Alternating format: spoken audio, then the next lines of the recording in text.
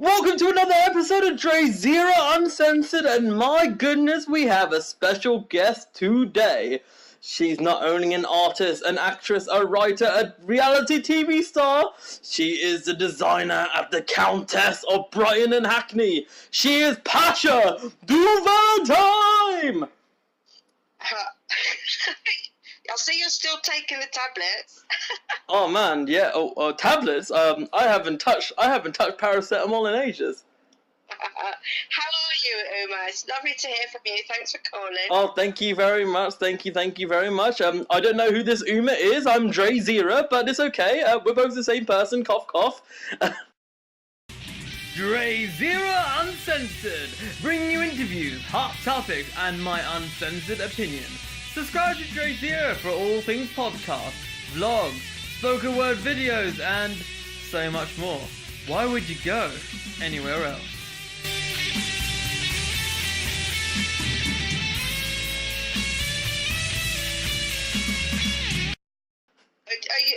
Do you not like your Uma name? No, I do love my Uma It's name. here on my screen. It says Uma. I do love my Uma name, but as the performer name is DrayZera, I like to call myself DrayZera when I'm doing my beautiful YouTube shizzle. Alright then, do you want to start that again, or should we just carry on? No, let's just carry on. This is DrayZera Uncensored. It's okay. It's okay. It's absolutely fine. No worries. Yeah, so, man, so Pasha, you have been in the creative game for so many years, haven't you? Yeah, alright. Don't rub it in. No. I mean that it's just an honour that you've done it for so long. You must have experienced so many amazing things over the times, haven't you? Well, yeah, I've been involved in lots and lots of sort of private projects and community projects and charity stuff and lots of failed business ideas. So, yeah, I've been around a lot and I've got a lot of experience, so I'll take that. Wow, goodness. So, I want to go back right to the beginning. So, when this amalgamation of from the beginning of your career in the arts, right to the lady that have drawn the female Jesus, who's got an amazing fashion line now. So yeah, how did it all begin for you? Tell me the beginnings, the seeds of this beautiful human being that I'm chatting to right now. Well, I think I was brought up by quite a working class dude. My dad was in the Navy, and he was so tight. And we never get any pocket money, and obviously clothes, he wasn't interested in buying me clothes because I was a girl, and he just thought I should do the cleaning. So that's where it all started, I think. And I made my first pair of trousers. I was about 10, and I cut up some patches and just sewed them over this pair of sort of pink trousers. And that was my first sort of foray into fashion, I would say. Oh, wow. And then later on, I was about 18 and I had this boyfriend, this punk dude, and my dad wouldn't let him in the house. By this time, my dad was earning quite a lot of money and we'd upgraded and we had this beautiful little semi-mansion, you know, that sort of thing. And my dad made him sit in the porch because he had green hair.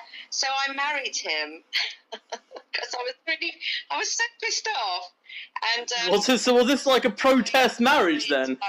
Sorry? Was this like a protest marriage? It was a protest marriage, yeah. It was the first of 5. Oh goodness, don't worry. My dad's on free, so you know I'm not here to judge. Yeah, no, never judge me. I will never judge you. Don't worry.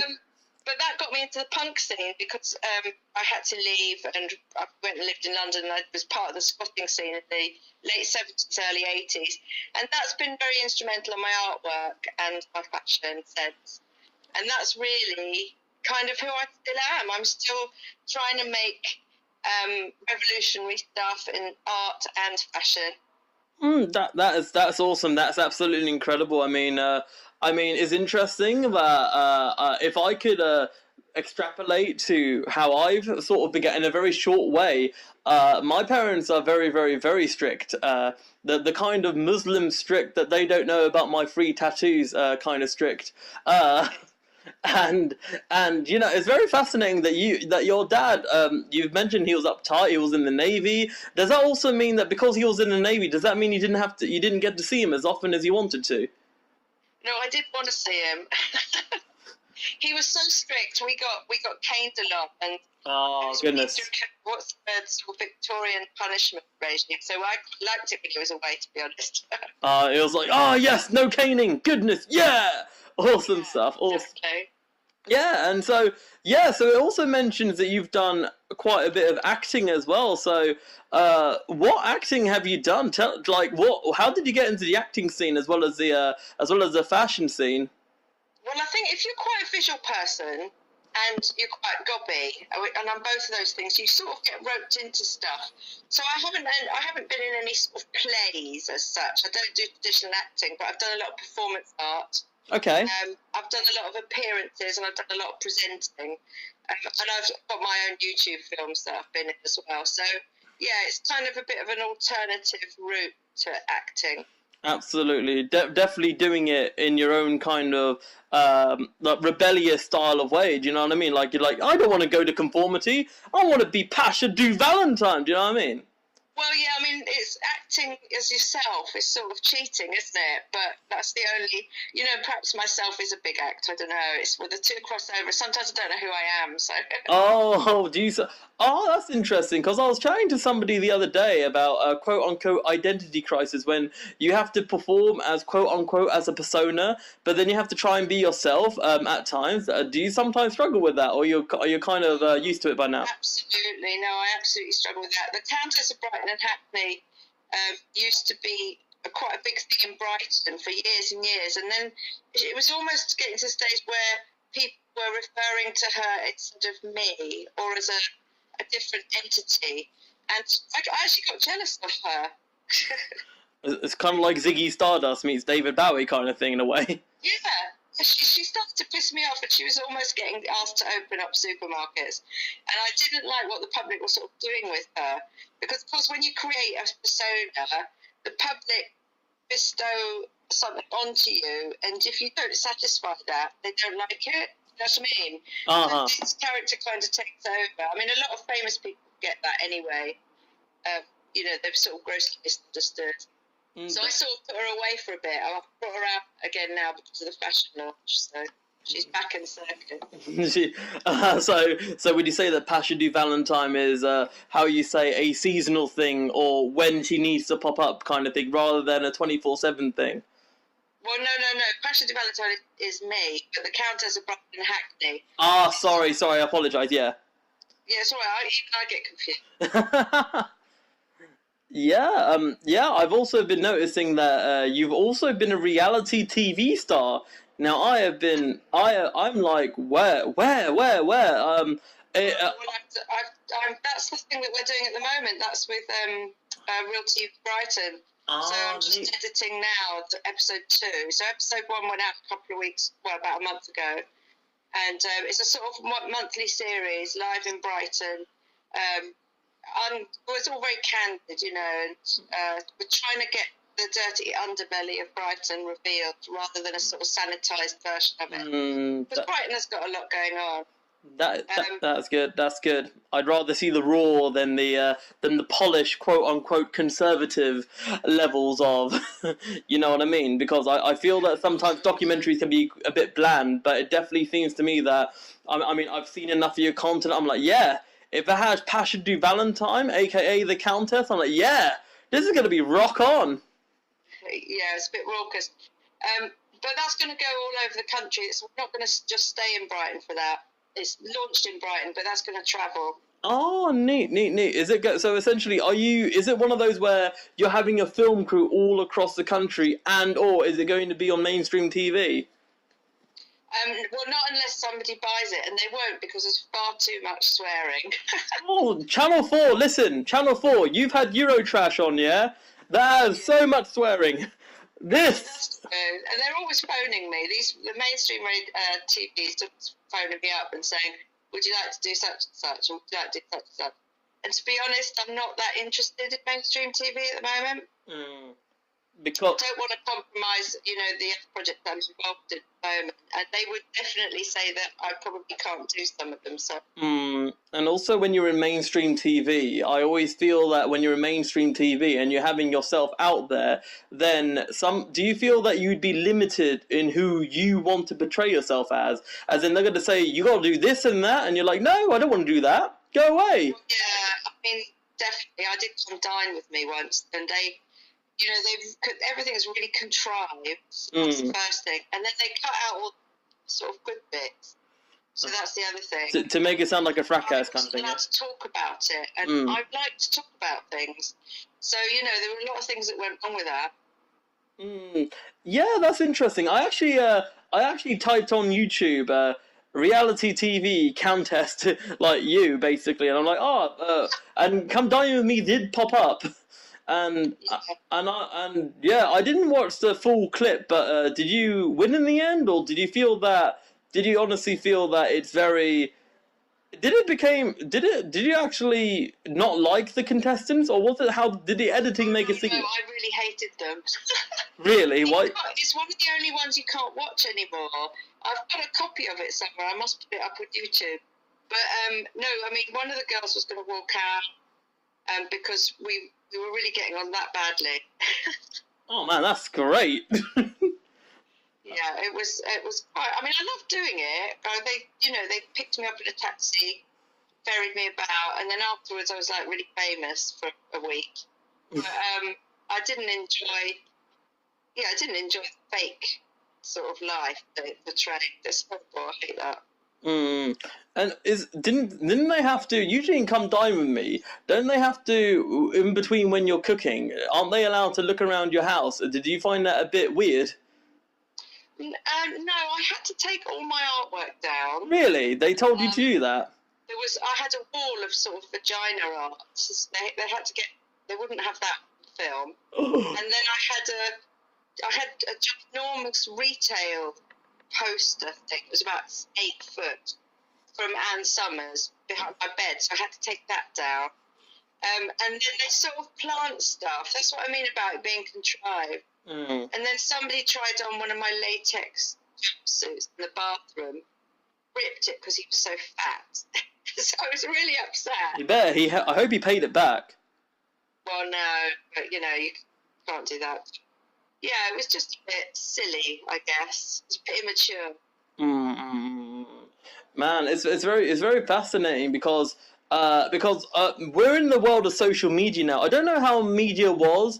I felt media obviously was always controlling, but these days, because you have social media, you could speak out against the media. You can quote unquote create your own media, which you are with your reality TV series. You know what I mean? I mean, back then, you're probably spoon-fed lies essentially from the media, weren't you?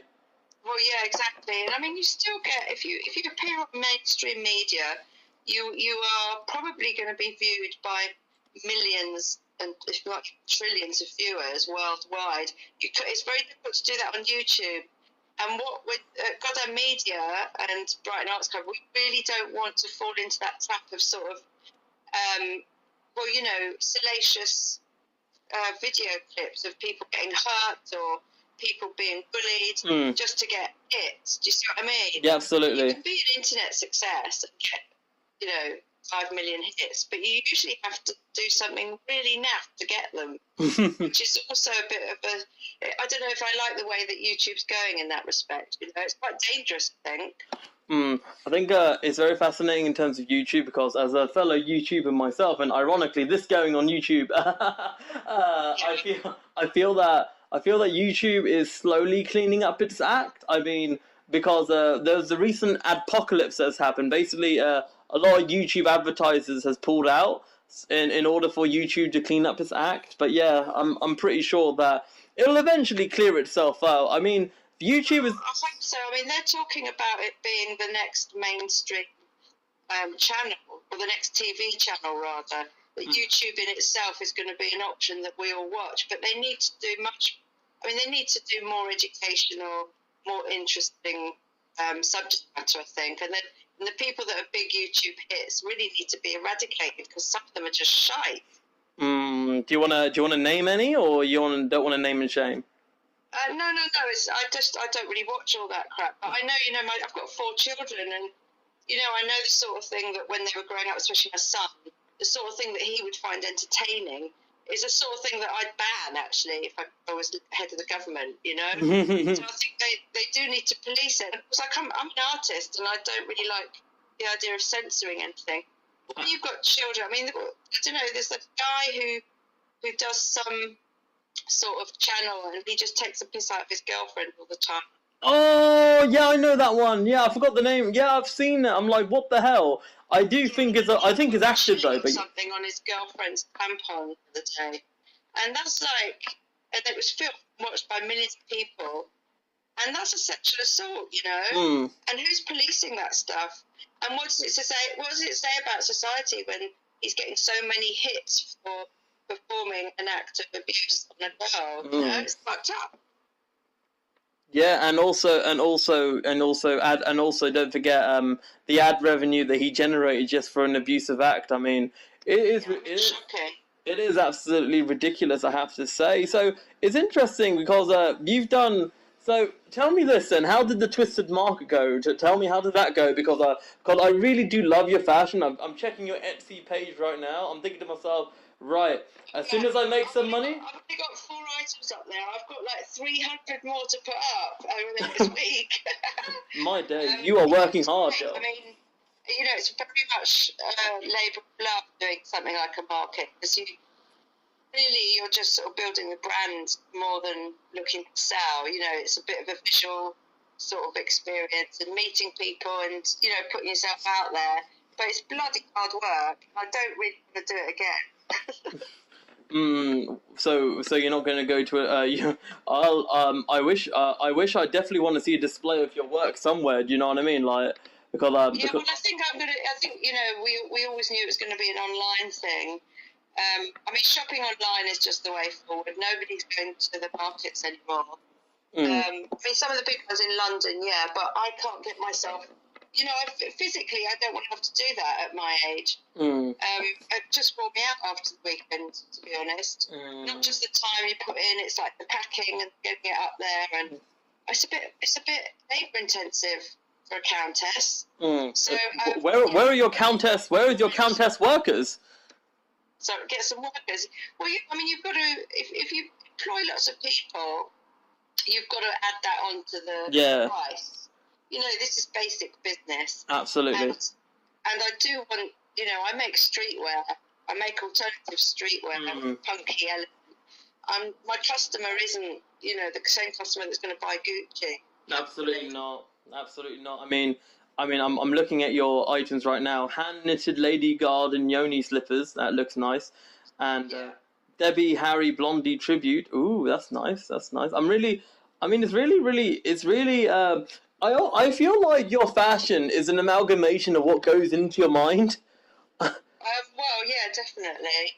But I use a lot of found items and then sort of create something by putting them all together. So I really like it. I can't get rid of that idea that we waste so much stuff, and landfill. The amount of fabric in landfill is ridiculous, totally ridiculous. When we could just be, they used to call it make and mend. I think during the war. I mean, I'm not old enough to have been through the war, believe it or not, but that idea where, people just buy something, wear it 3 times, then just get away. That's horrible. Absolutely, I agree. It's interesting. So would you say that, and I'm not trying to say this in an sanitary way, if anyone has time to go to a landfill, look around? No, it's not quite what I do, but I mean, I watched this program the other day about a drone, and it went to a recycle place.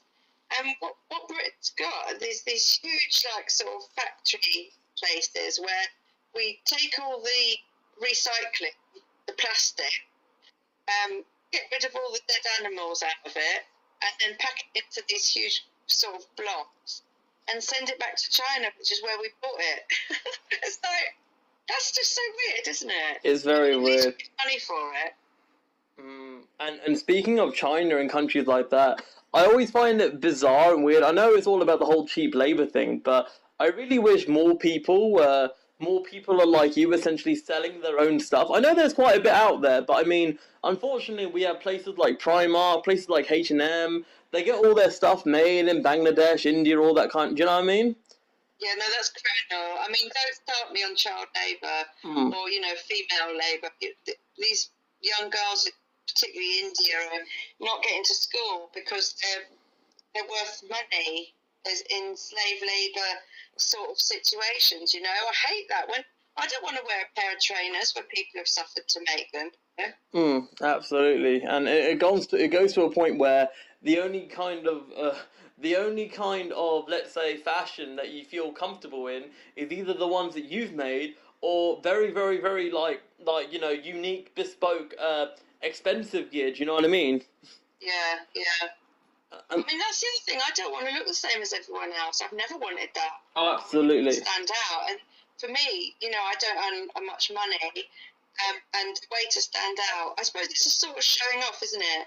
Oh, absolutely. For me to stand out is to make something that everybody's looking at and going, oh my God, that's amazing. I really like that feeling. Absolutely. That's great, because for me, when I get onto that stage and I do my own thing, I like to think that I'm idiosyncratic myself. That's why I have a lot of respect and admiration for you. I'm not just saying this as some sort of fanboy. Woo, go Pasha! But I'm saying this as in somebody. Sorry? I'll take that.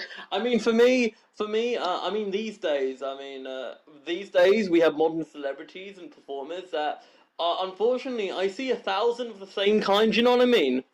Yeah. They're all like plastic carbon copies, and unfortunately, if, let's say, back in the day, there used to be, let's say, 10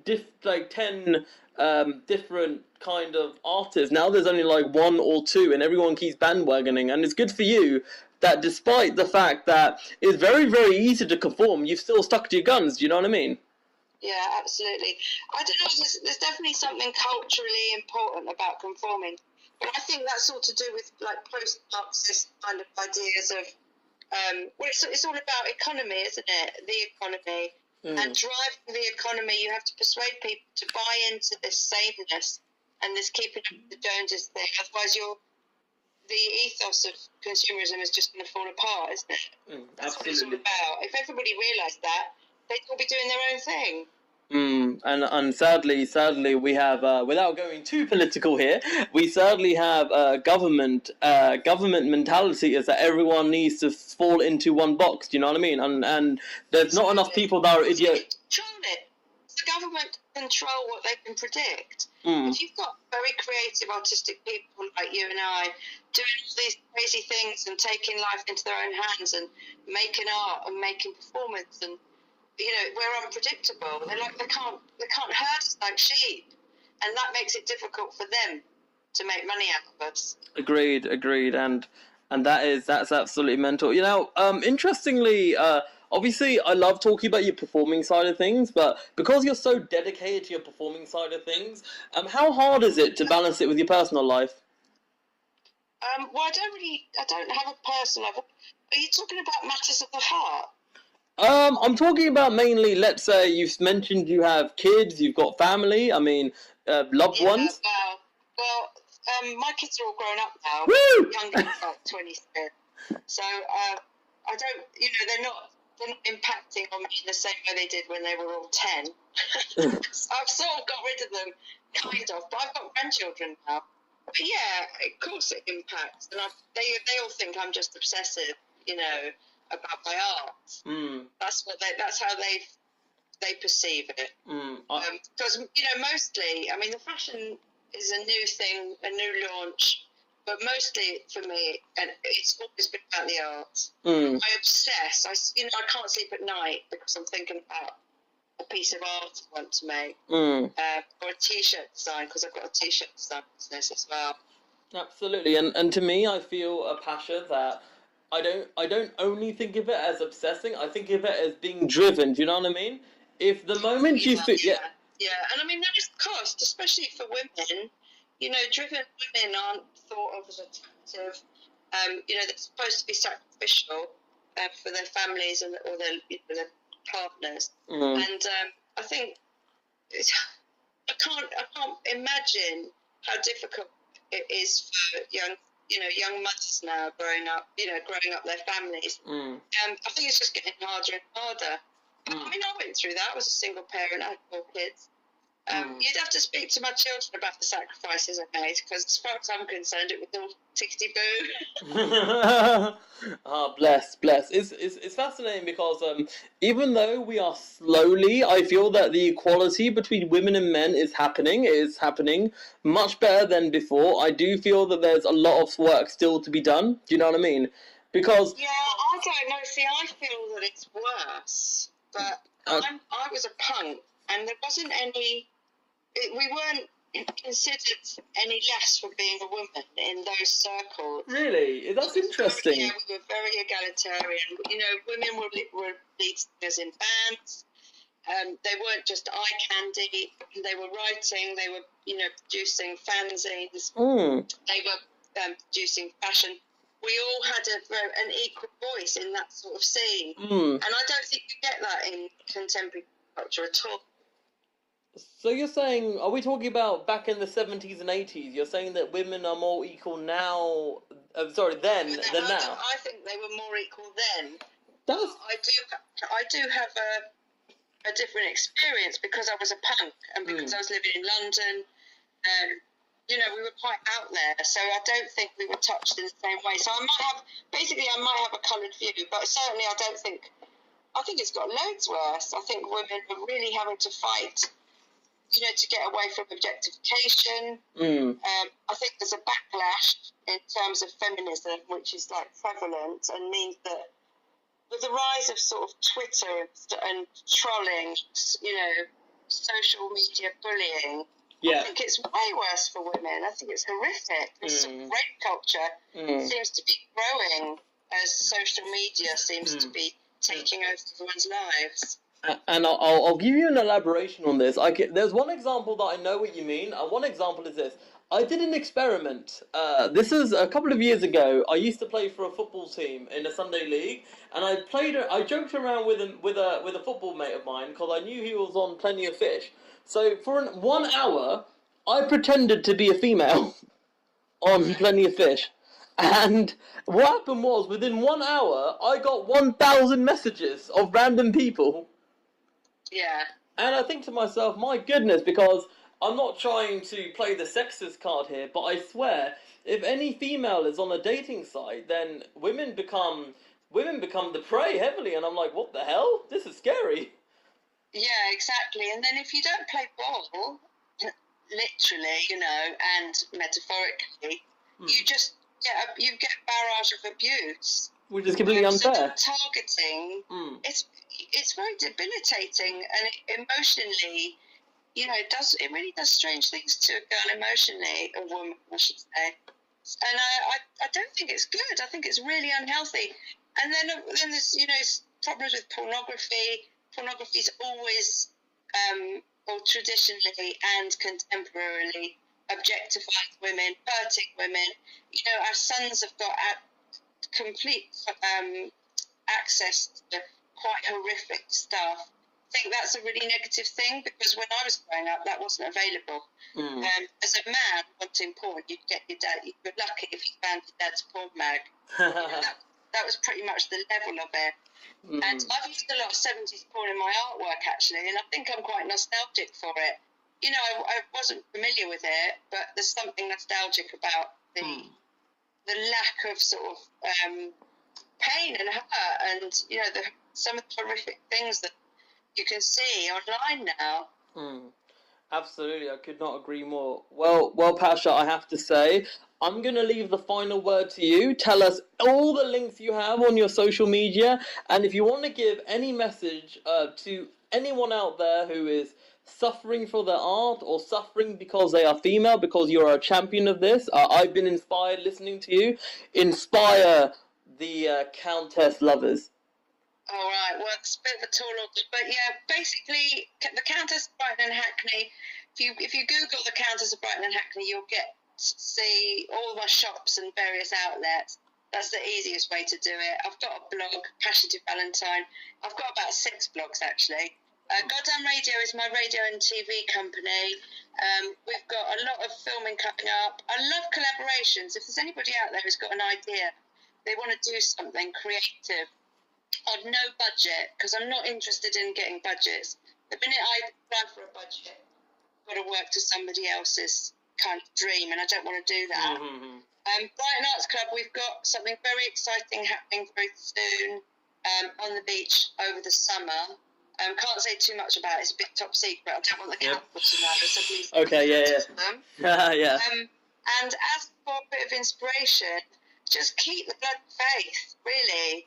And just because nobody is giving you any feedback, and just because you don't think you're getting anywhere, ignore that feeling and just keep doing it. Keep doing it, because I tell you what, it pays off in the end. Damn straight, people. Well, damn straight. And also on the collaboration bit, I have collabed with the Pasha Goodness, and I have become more of a passion fruit ever since. So I definitely message Pasha to collab, because that will be fab. Yay. Indeed. Well, Moonlight Army, this has been DrayZera, and this has been Pasha Du Valentine.